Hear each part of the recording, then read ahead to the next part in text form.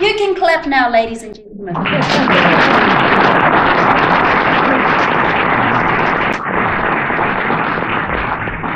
Can you all please repeat after me and say kia ora? Kia ora! Kia ora! Kia ora is a very warm welcome welcome to you all inside of our beautiful Kaupta Meeting House of Te Aronui Arua. We here on stage are your performing family Kōtihire here to share with you all songs, dances, pastime games and stories about people. Now, with the conclusion of the whaikōrero, or the speech of welcome, all formalities have now ended. So you can sit back, you can relax, and you can enjoy the show. But folks, one thing that my family and I have become quite accustomed to is loud and thunderous applause. So you can start by doing so right now.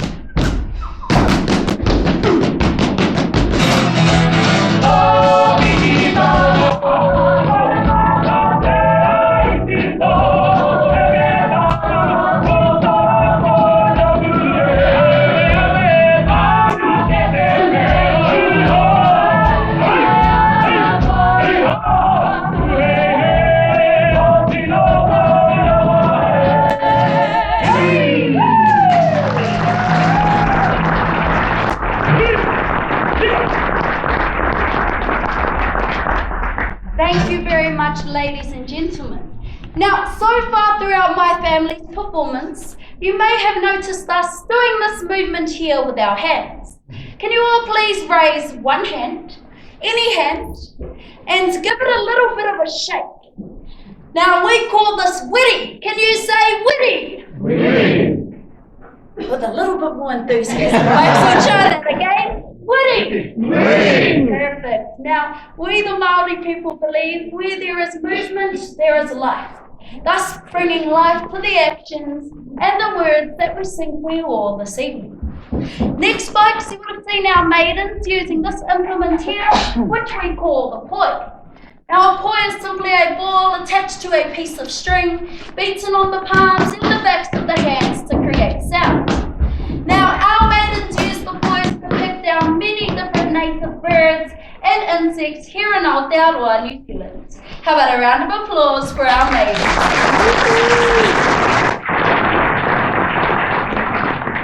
But now, folks, we'd like to introduce to you all some of our favourite pastime games, beginning with the tirako or the long stick. Manoeuvred up, down and around the body, the tirako was used to strengthen the wrists, the elbows and the shoulders, and promote overall flexibility in the entire upper half. How about a round of applause?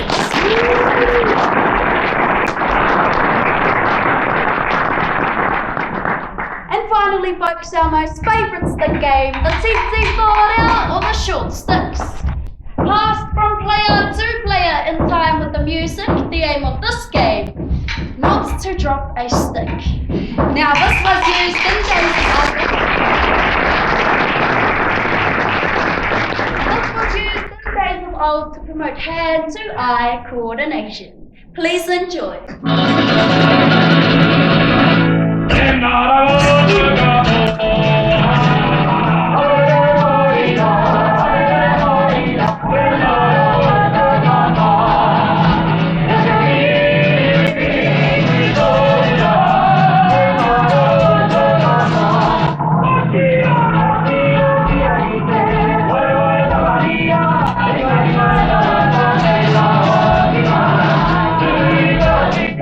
Oh,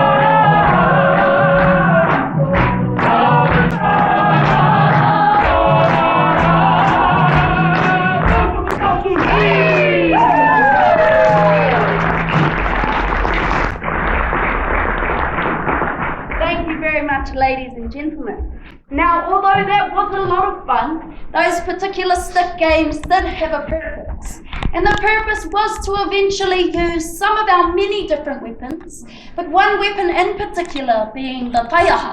So I'm now going to hand it over to a couple of our warriors to demonstrate for you all the taiaha. Kia ora.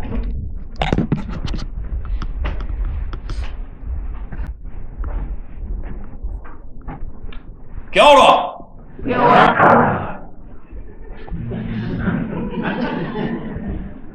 Kia ora! Kia ora! Yeah, much better. Ladies and gentlemen, as mentioned, we'd like to take this opportunity to showcase to you all one of our most formidable weapons, this weapon here that we call taiaha. Can you say taiaha? Taiaha! Taiaha! Taiaha! Taiaha is a Maori three-quarter staff weapon, ladies and gentlemen. It does look like a spear and is not used in the same manner. So we would not throw this weapon from a distance. Firstly, because the Maori people preferred close quarter combat, so to throw away your weapon would leave you defenseless. But secondly, the taiaha represents an ancestor, or a guardian to the individual holding the weapon. It would be foolish and silly to throw away your ancestor. Now, in order to appropriately demonstrate the use of this weapon, I'd like to bring forth Hikurangi, Te Maunga Ekore Eneke. He's going to help me showcase to you some of the key features of the weapon as well as their uses. So, if you take a look to this bottom end here, you'll see a carved head, 2 eyes to the front and 2 eyes to the rear for spiritual guidance and protection out on the battlefield. Leading down to this pointed area that we call the arero, or the protruding tongue. Now, much like Hikurangi's tongue, it is used to stab, to thrust, to stab, to brutally and damage the opponent. Moving on up, we have the aweawe, a tuft of hair, usually adorned by native bird feathers, dog hair, flax fibre, or even human hair. This part of the weapon manoeuvred from side to side, hoping to distract your opponent for a split second, so you can lead in with your favourite strike. Also used to wipe any excess blood and sweat from the weapon. To the centre here we have the raparapa, tinana, the body of our ancestor. This is the handle where we hold on to the weapon. We use this part of the weapon to manoeuvre it around our body. It's also used to block and parry any oncoming shots. Now to the lethal parts we have now the sharp blades. Sharp on both sides of the weapon, traditionally sharpened to a fine cutting edge. This part of the weapon was used simply to bruise, to break, to batter, and to decapitate the opponent. And last but not least, we have the atero, or the butt end. This part will also be sharpened to a fine point, lodged into vulnerable parts of the body such as the ribs, the chest, the throat, and the temple of the head. And a force with a twist, flick, takes off the top of the head, feeling the brain. Lunchtime. Now, as you can see, ladies and gentlemen, Hikurangi and I, we do enjoy our lunch. How about a round of applause?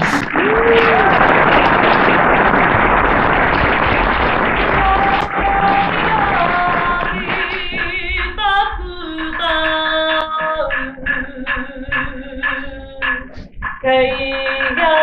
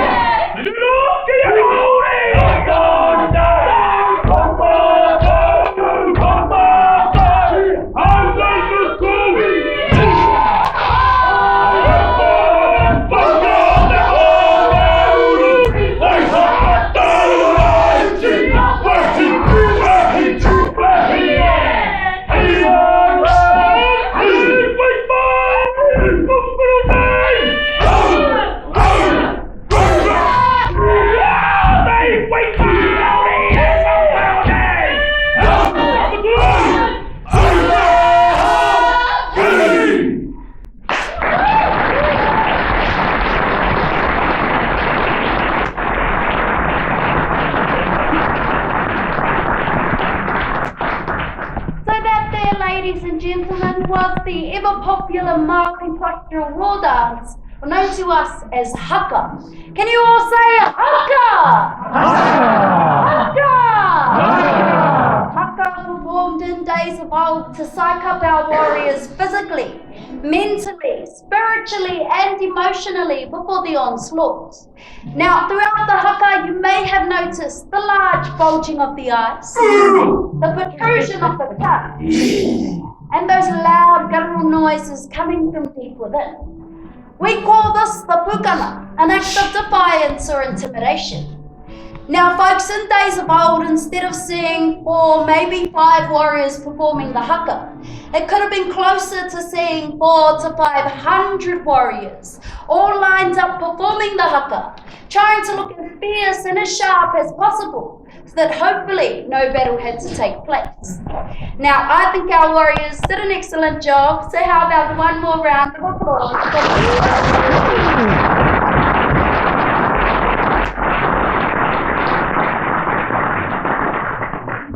Now we'd like to bring elegance and beauty back to the stage by inviting a couple of our maidens forward to present to you all Ngā Poirua or the Long Poi.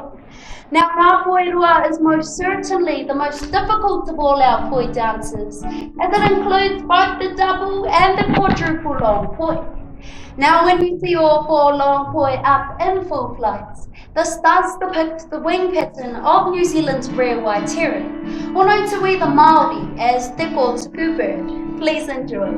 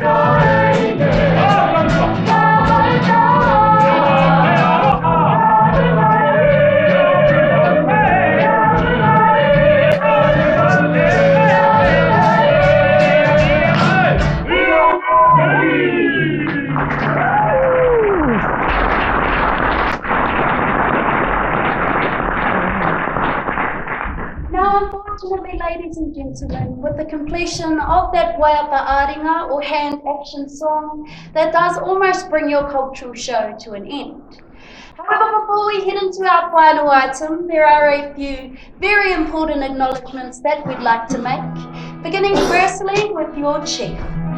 Chief, thank you. Please stand, Chief. Thank you. What's your name, Chief? Rick, Rick, and where are you from, Rick? California. California. Please, everyone, a huge round of applause.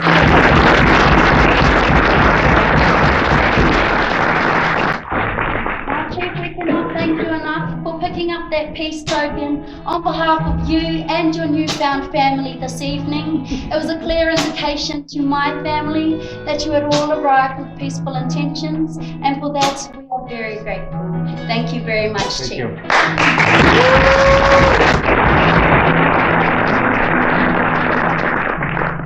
I'd also like to acknowledge your amazing team of hosts and guides who have guided you throughout your entire experience here at Te Puia. How about a round of applause for them?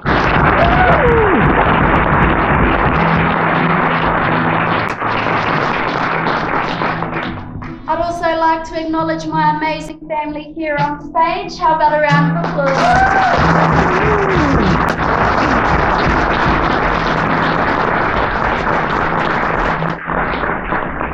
And finally, folks, our most important acknowledgement goes to each and every one of you, our manuhiri, our esteemed guests. It was you who took the time out of your day to join us here at Te Puia and watch my family do the things that we do in order to keep our culture alive and thriving. Folks, we cannot thank you enough. Please give yourselves a huge round of applause.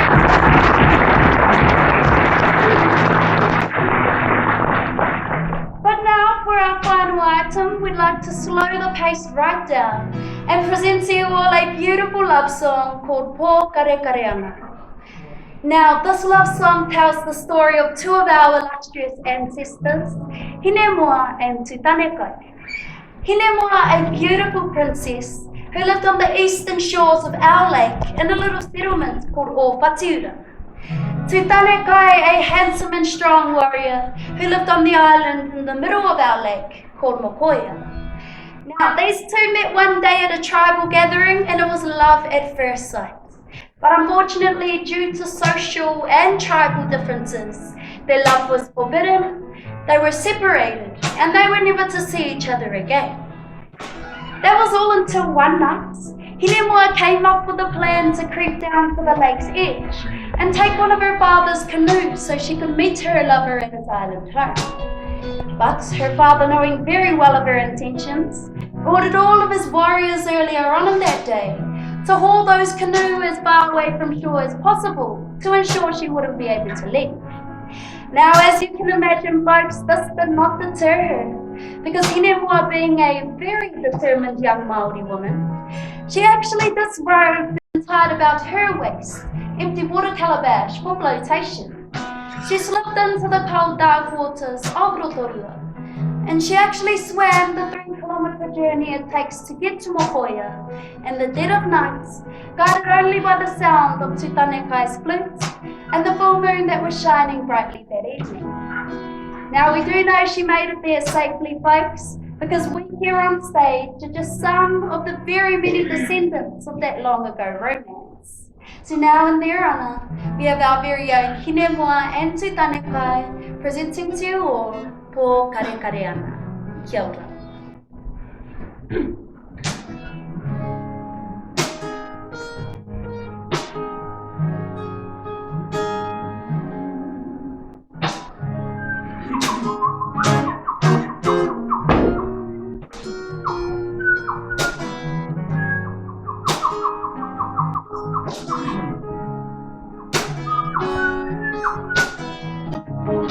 O kare kare ana,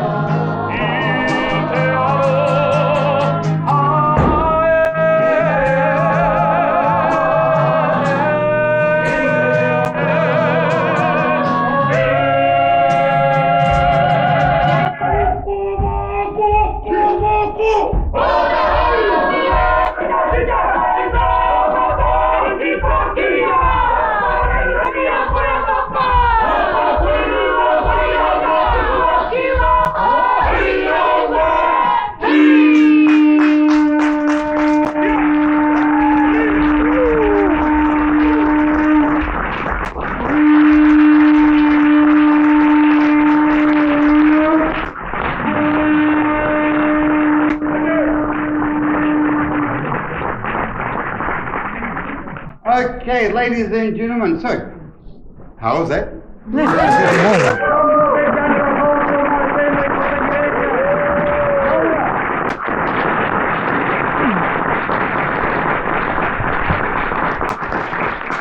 Folks, this right here was a prime example of some of the amazing talent that comes out of our home here. I really do believe that this talent is attributed to the fact that this is home. We've all grown up here, and we've been doing this since late 1800s, hosting visitors through the valley here, which means that we've all grown up immersed in our culture, tourism.